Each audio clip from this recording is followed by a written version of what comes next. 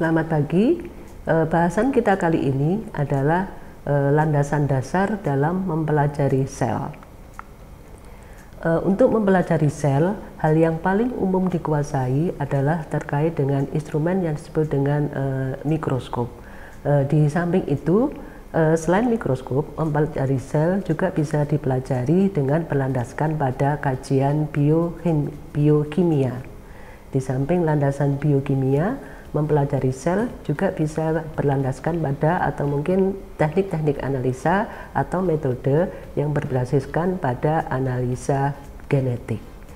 Kemudian landasan dalam mempelajari sel, secara umum sel juga bisa dipelajari secara in vitro, dengan kata lain sel dikultur pada media buatan, dimanipulasi pada media buatan yang kita sebut sebagai kultur sel. Ada beberapa teknik dalam mempelajari sel. Teknik yang mana yang akan dipilih tentunya sangat ditentukan oleh tujuan dan maksud dari kajian dalam biologi sel. Secara umum bahwa terkait dengan struktur dan fungsi sel yang kita pelajari sangatlah ditentukan oleh pemahaman kita terkait, tidak hanya pemahaman terkait dengan biologi sel, tapi juga diperlukan pemahaman yang terkait dengan biokimia, genetik, dan biologi perkembangan. Jadi pada dasarnya biologi sel tidak bisa berdiri sendiri. Untuk mendapatkan pemahaman tersebut, maka integrated understanding terkait dengan berbagai komponen molekul penyusun sel itu perlu dilakukan. Ya, untuk itulah maka dasar melakukannya tidak hanya berbasiskan pada biologi sel dengan mikroskop, tapi juga biologi sel dengan landasan biochemistry, dengan landasan genetik, dan menggunakan media in vitro lewat kultur sel ataupun media in vivo dengan menggunakan organisme eksperimental. Secara umum, kajian di biologi sangat beragam. Beragam dalam hal ini adalah beragam dari objek yang diamati dalam ragam ukurannya. Untuk biologi sel, interesting objek yang diamati adalah objek pada kisaran mikroskopis dengan ukuran mulai dari mikrometer, dalam hal ini adalah ukuran 100 mikrometer, sampai ukuran lebih kecil lagi pada ukuran nanometer.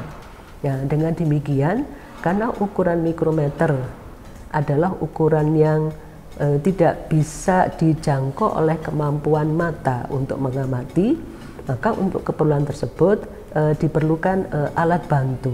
Alat bantu yang diperlukan utamanya di dalam biologi sel, alat bantunya adalah mikroskop. Untuk mikroskop bisa merupakan kajian untuk mengamati struktur. Di sisi lain, selain struktur, dengan mikroskop kita juga bisa mengamati aktivitas-aktivitas sel. Secara umum, kajian pada biologi dimulai dari ekologi pada level makro sampai pada level mikro atau level molekul, yang dalam hal ini kajiannya adalah pada ukuran lebih kecil dari 100 mikrometer. Ya, sehingga tadi diperlukan alat bantu, salah satunya adalah mikroskop, dan alat bantu lain yang berkaitan dengan kajian biochemistry atau kajian genetik. Bagian mendasar dari kajian biologi sel tidak lepas dari penemuan instrumen yang disebut dengan mikroskop di awal tahun 1600. Dengan penemuan mikroskop tersebut, perkembangan ilmu pengetahuan terkait dengan biologi sel terjadi secara signifikan. Nah, dengan demikian, maka biologi sel tidak bisa lepas dari mikroskop. Terkait dengan pengamatan sel dengan menggunakan mikroskop, ada bagian yang perlu dipahami, bahwa untuk mengamati dengan mikroskop dan juga perkenaan bahwa sel itu adalah objek yang tidak berwarna, maka agar objek pengamatan kita pada sel bisa berwarna, maka sel yang diamati adalah sel yang sudah diwarnai atau sel yang sudah dilabel. Salah satu contoh pengamatan sel dengan mikroskop dengan bantuan staining adalah pengamatan kromosom. Ya, pada gambar ini pengamatan kromosom diwarnai dengan dye atau staining yang mengikat DNA, sehingga kita lihat kromosom bisa diamati di bawah mikroskop. Jenis pengamatan sel yang lain yaitu dengan bantuan label. Label ini adalah suatu senyawa yang yang digunakan untuk membantu visualisasi dari suatu struktur sel. Pada contoh ini adalah spindle yang berwarna merah, dalam hal ini adalah tubulin, diwarnai dengan antibodi spesifik untuk tubulin dan di label dengan fluoresen. Ya, sehingga di sini kita tampak di situ ada spindle yang seperti serabut berwarna merah dan kemudian dengan pewarnaan etidium yang mengidentifikasi adanya kromosom, sehingga kita bisa melihat kromosom pada fase telofase. Tanpa pewarnaan, struktur dari sel atau bagian-bagian atau komponen sel tidak bisa kita amati. Untuk pelabelan sel, spesifiknya pelabelan adalah dengan menggunakan protein atau dengan menggunakan antibodi. Protein yang dimaksudkan ini adalah antibodi yang spesifik mengikat suatu molekul yang hendak kita pelajari. Untuk antibodi tidak hanya mengikat protein, tetapi antibodi ini bisa kita kondisikan atau kita pilih antibodi yang juga bisa mengikat polisakarida. Untuk keperluan ini, maka pewarnaan atau pengamatan sel dengan metode pengamatan dengan dibantu dengan antibodi diperlukan dengan menggunakan label fluoresen. Tentunya mikroskop yang digunakan adalah mikroskop dengan jenis fluoresen. Berikut ini adalah gambaran secara umum, secara diagram, bagaimana antibodi yang kita pakai bisa digunakan untuk mendeteksi keberadaan suatu protein tertentu yang ada di dalam sel.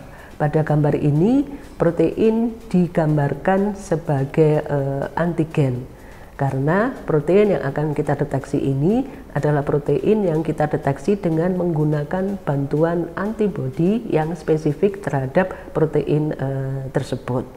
Nah, sehingga informasi yang terkait dengan antigen yang dimaksudkan itu adalah protein target yang ada di dalam sel kita. Antibodi yang dipakai itu adalah antibodi yang sudah didesain atau dipreparasi secara spesifik untuk mengenali antigen atau mengenali komponen yang lain di dalam sel kita dan dilabel dengan fluoresen. Pelabelan dengan fluoresen ini akan menghasilkan ilustrasi yang lebih tajam dan lebih sensitif.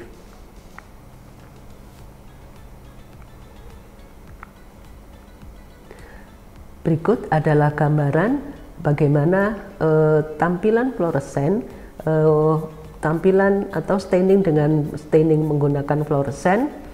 Mekanismenya digunakan untuk mendeteksi keberadaan suatu antigen tertentu atau protein target tertentu di dalam sel secara spesifik.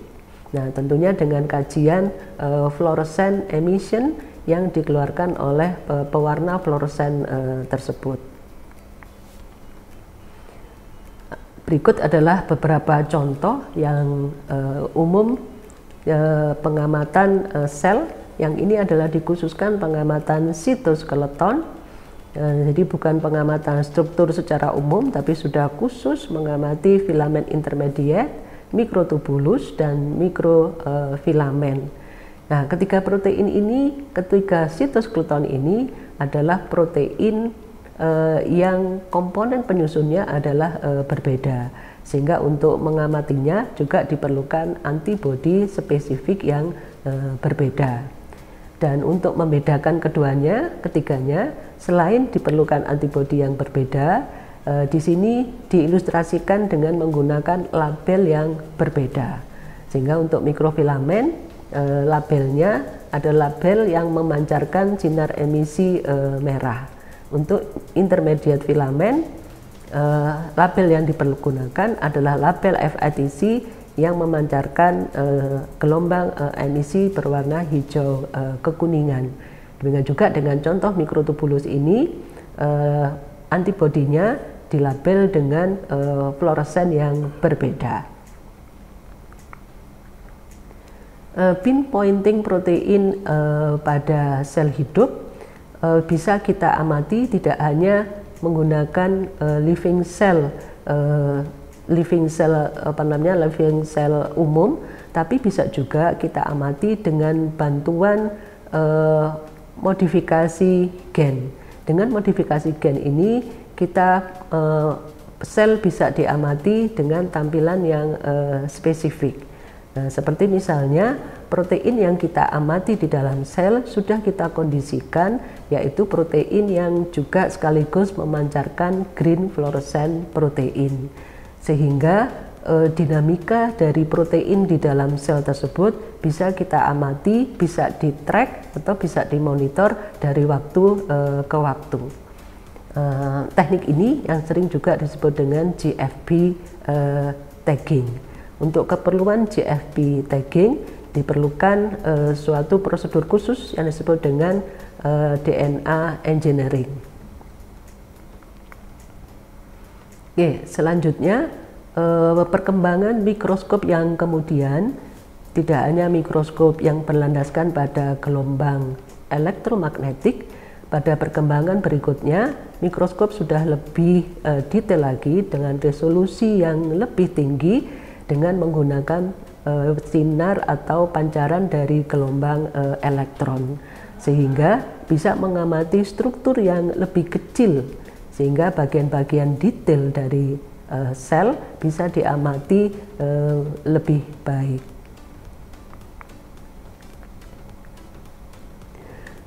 Selain menggunakan mikroskop, komponen makromolekul di dalam sel juga bisa menggunakan teknik yang berbasiskan pada teknik biochemistry atau teknik biokimia. Untuk menggunakan teknik biokimia, ada hal yang mendasar yang berbeda dengan teknik yang menggunakan mikroskop. Untuk teknik yang menggunakan mikroskop, sel dipertahankan dalam struktur yang hampir sama dengan struktur aslinya. Sedangkan pada teknik biokimia, yang diutamakan adalah terkait dengan mekanisme atau komponen molekul penyusunnya dan aktivitas dari komponen molekul penyusunnya. Struktur sel atau bentuk sel atau morfologi sel untuk kajian biochemistry diabaikan. Dua teknik inilah yang kemudian membedakan. Untuk teknik biochemistry, sel dikondisikan hanya diambil komponen tertentu saja di dalam sel. Apakah itu mungkin protein, entah itu mungkin DNA saja yang diambil, sehingga sel perlu memasuki atau perlu mengikuti prosedur yang disebut dengan fraksionasis sel. Sehingga sel pada teknik biochemistry, sel dikondisikan, dihomogenasi, sehingga struktur sel memang tidak diperlukan lagi. Beda dengan teknik yang menggunakan mikroskop, sel diupayakan masih berada dalam kondisi yang menyerupai kondisi sel aslinya. Nah, berikut ini adalah eksperimental organisme yang umumnya sampai saat ini digunakan dan berkontribusi pada perkembangan pengetahuan tidak hanya di biologi sel, tapi juga biologi molekuler dan juga pada penemuan terkini pada mekanisme-mekanisme yang mendasari yang kemudian berefek atau berimbas pada mekanisme dasar penemuan obat. Beberapa eksperimental organisme yang saat ini umum dipakai mulai dari virus, bakteri, yeast, dan cacing mikroskopis, ya, roundworm. Cacing mikroskopis utamanya adalah dari kelompok Caenorhabditis elegans. Masing-masing organisme ini sampai dengan saat ini sudah di-approve, ya, sudah mendapatkan pembuktian bisa digunakan untuk berbagai kajian, mulai dari kajian protein, regulasi gen, kajian imunitas, atau terkait dengan penemuan terkait dengan pendekatan menggunakan terapi gen. Masing-masing organisme ini spesifik, ya, keterkaitannya, kajiannya. Kajian yang spesifik ini adalah kajian yang saat ini terkumpulkan pada database yang ada di penelitian. Untuk yeast atau Saccharomyces, ini adalah organisme eksperimental organisme yang bisa digunakan untuk mengkaji terkait dengan siklus sel dan pembelahan sel. Ya, sedangkan untuk Caenorhabditis elegans atau cacing mikroskopis ini populer menjadi organisme yang awalnya ditemukan kajian terkait dengan regulasi kematian sel secara apoptosis. Beberapa eksperimental organisme yang lainnya adalah organisme pada tingkat tinggi, mulai dari Drosophila, zebrafish, kemudian adalah mencit dan atau tikus, dan pada tanaman yang umumnya dipakai adalah Arabidopsis thaliana.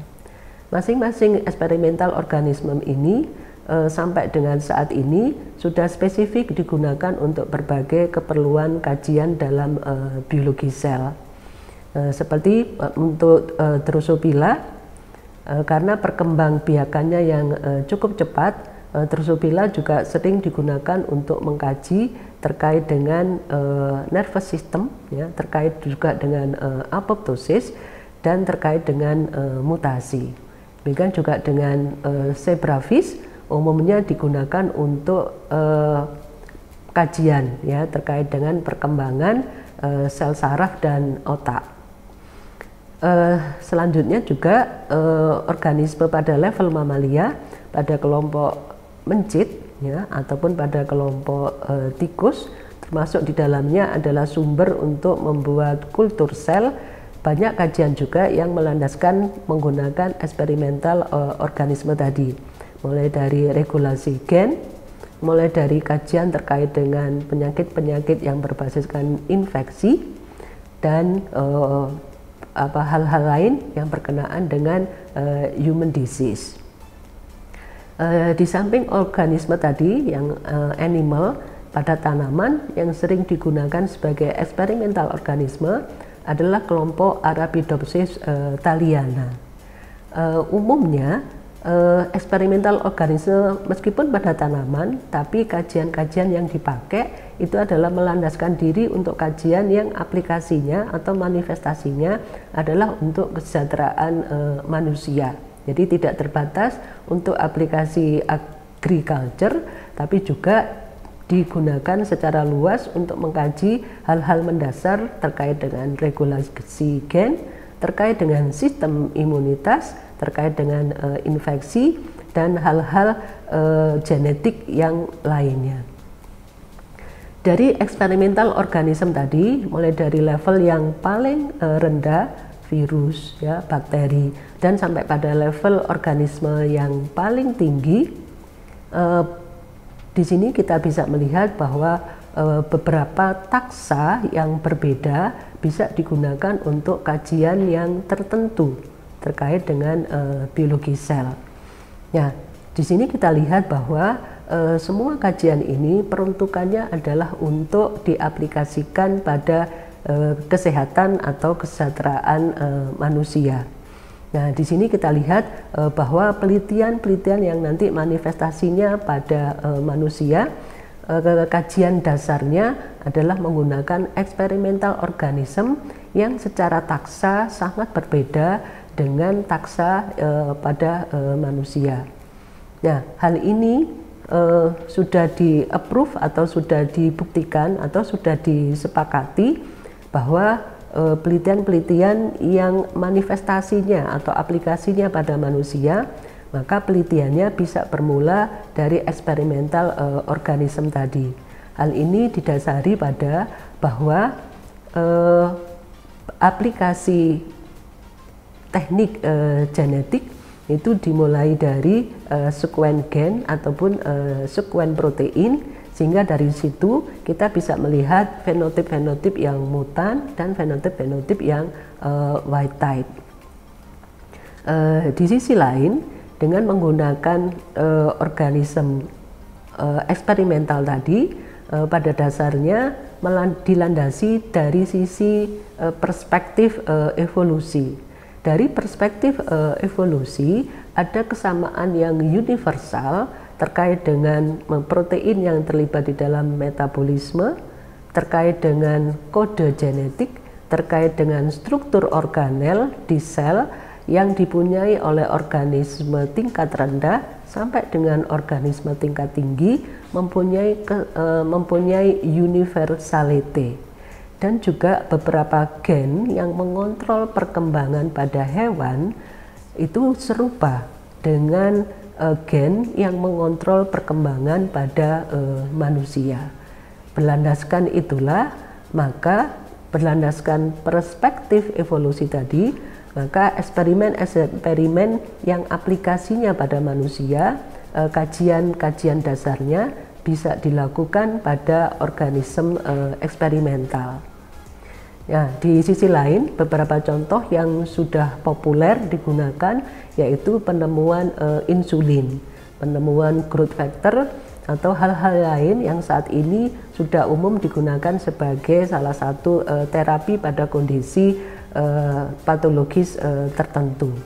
Ya, di mana penemuan insulin atau saat ini awalnya adalah tidak dimulai eksperimennya pada manusia, tetapi eksperimennya dimulai pada level organisme yang paling rendah, yaitu bakteri. Ya, jadi menggunakan bakteri didesainlah insulin yang saat ini umum digunakan untuk pengobatan diabetes.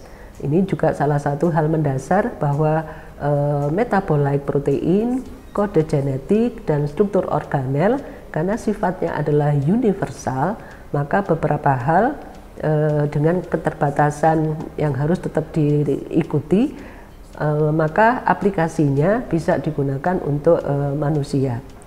Hal ini juga mendasari bahwa ada kesamaan biokimia di antara beberapa taksa organisme, utamanya adalah pada eukariota dan bahkan juga pada prokariota.